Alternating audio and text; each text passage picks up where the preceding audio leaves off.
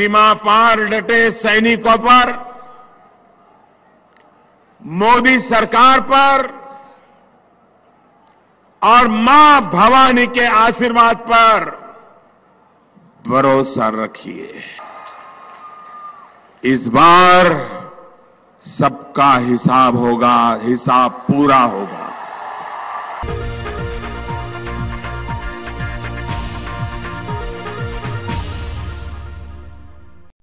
नमस्कार, news and views में आपका स्वागत है। मैं हूं प्रिया वाजपेयी। आज है भारत के लिए बहुत बड़ा दिन। आज भारतीय वायुसेना ने पाकिस्तान को किया ध्वस्त। सुबह 3:30 बजे किया उन्होंने पाकिस्तान पर हमला और तबाह किए जैश ए मोहम्मद के कैंप। इस मुद्दे पे बात करने के लिए हमारे साथ हमारे पैनल में मौजूद हैं आनंद मिश्रा और श्रवण शर्मा।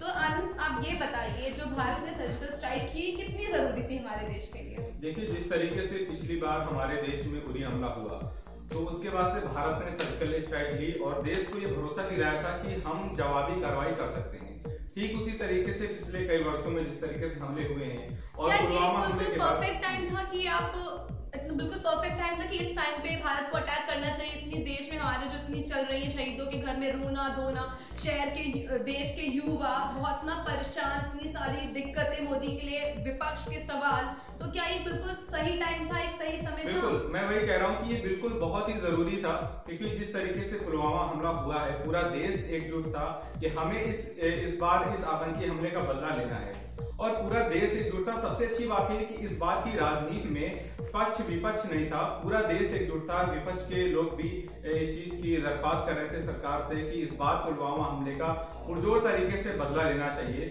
और ये बहुत जरूरी भी था, क्योंकि हमारे देश के जो लोग हैं, जो शहीद के माँ बाप हैं, घर वाले हैं और पूरा देश है, कब तक हमारे जवानों को यूं ही शहीद होते देखता रहेगा?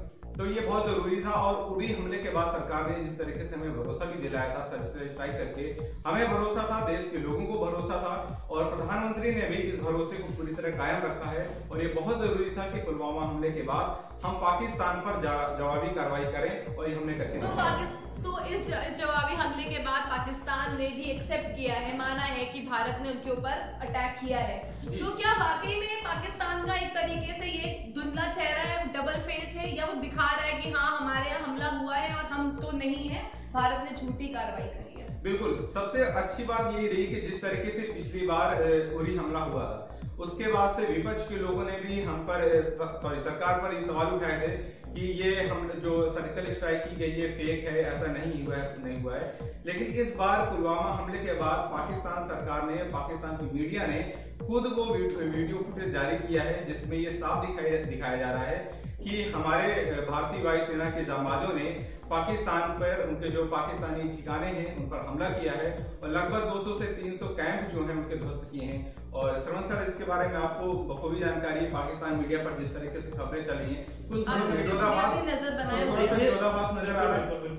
देखिए, मीडिया किसी भी देश की हो, वह हमेशा वही चीजें दिखाएगी। और देखिए, जब सर्जिकल स्ट्राइक हुई पाकिस्तान में, तब भी पाकिस्तान गवर्नमेंट ने ये एक्सेप्ट नहीं किया कि उनके देश में इंडिया ने सर्जिकल स्ट्राइक की। बिल्कुल, और मीडिया ने भी वही चीज माना जो वहां की सरकार ने एक्सेप्ट किया। तो सरकार एक ऐसी चीज होती है जिसके दायरे में रहकर मीडिया को काम करना। कुछ चीजें ऐसी होती है जिसमें मीडिया खलल नहीं कर सकती, दखल नहीं डाल सकती, खासतौर जो सुरक्षा के मामले हैं और जो देश की सुरक्षा की बात जब आती है।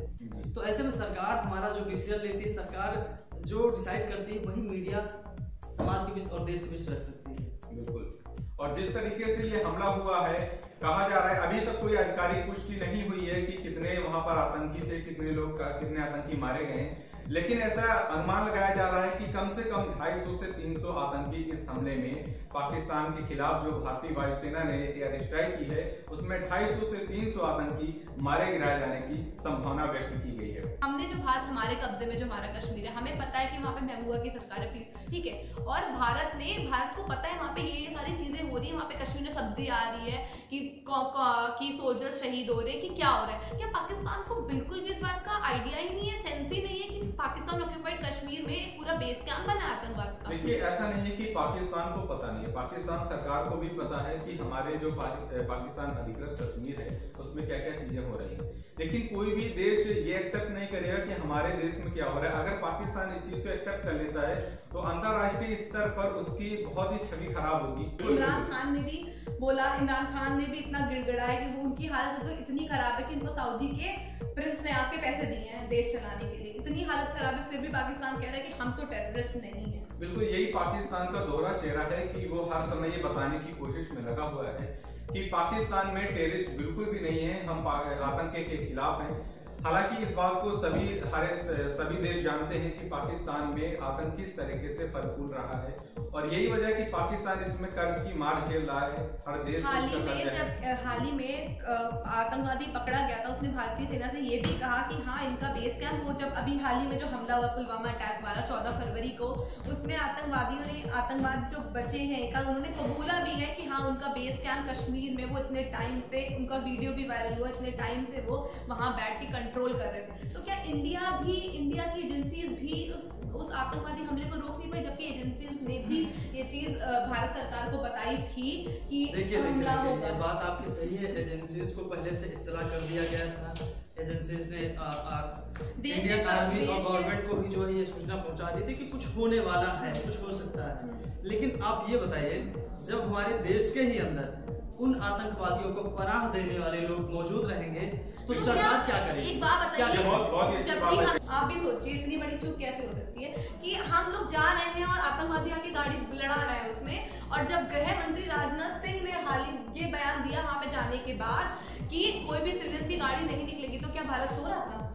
बिल्कुल, इस मामले में देखिए कहीं ना कहीं तो चूक हुई है, इस बात को हमें एक्सेप्ट करना चाहिए कि चूक हुई है हमारी सुरक्षा में। और एक चीज और मैं यहाँ पर बताना चाह रहा था कि जैसा कि एक इंटरव्यू अफजल गुरु का, जो कि आतंकवादी है जिसने संसद पर हमले का दोषी था, उसका एक इंटरव्यू आया था। पाकिस्तान चूंकि बार बार कहता रहता है कि हमारे यहाँ आतंकवाद फल फूल नहीं रहा है, हम आतंक के खिलाफ हैं। अपने इंटरव्यू में अफजल गुरु ने एक बात बोली कि हम लोग कश्मीर से पाकिस्तान गए और वहां पर मसूद अजहर ने खुद हम लोग को ट्रेनिंग दी थी। 15 दिन हमारी ट्रेनिंग चली, उसके बाद 6 महीने कम से कम हमारी पाकिस्तान में ट्रेनिंग हुई, और उसके बाद हमें हमले के लिए, संसद में हमले के लिए भेजा गया था। तो उसने अपने बयान से इस चीज को स्पष्ट कर दिया था कि पाकिस्तान में ही आतंक की ट्रेनिंग दी जाती है। और जिस तरीके से आज जो एयर स्ट्राइक हुई है, उसके बाद से पाकिस्तान मीडिया ने अभी तक कोई भी फुटेज इस तरीके का जारी नहीं किया है कि कितने लोग इस हमले में पाकिस्तानी आतंकी मारे गए। उसकी भी एक वजह ये है कि अगर ये बता दिया जाता कि हमारे इस एयर स्ट्राइक में, भारत के द्वारा जो की गई है एयर स्ट्राइक, हमारे इस एयर स्ट्राइक में इतने आतंकी मारे गए हैं, तो कहीं न कहीं अंतर्राष्ट्रीय स्तर पर इस बात की खबर लग जाएगी कि वाकई में पाकिस्तान में आतंकी इस तरीके से फल फूल रहे हैं। इसी बीच हम आपको बता दें, नरेंद्र मोदी ने कब और कहां पाकिस्तान को दिया खुली चुनौती और बोला घर में घुस के मारेंगे।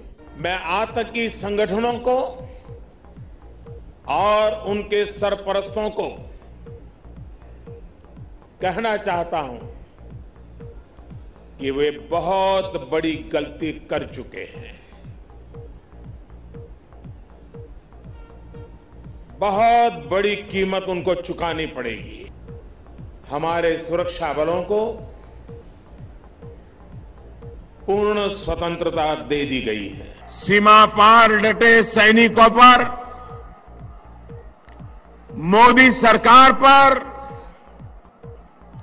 और मां भवानी के आशीर्वाद पर भरोसा रखिए।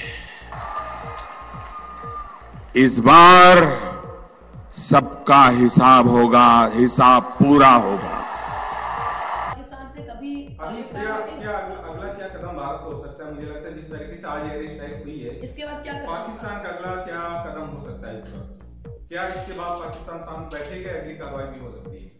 देखिए, मेरा यही कहना होगा कि इंडिया के ऊपर कोई एक्शन क्यों नहीं होगा। इंटरनेशनल कोर्ट में बात जाती है और जाएगी भी। इस अटैक को लेकर के इंटरनेशनल कोर्ट में बात जाएगी, पाकिस्तान वहां जाकर के दुहाई करेगा कि हमारे साथ ऐसा हुआ और इंडिया ने इस तरीके से हमारे ऊपर हमला किया।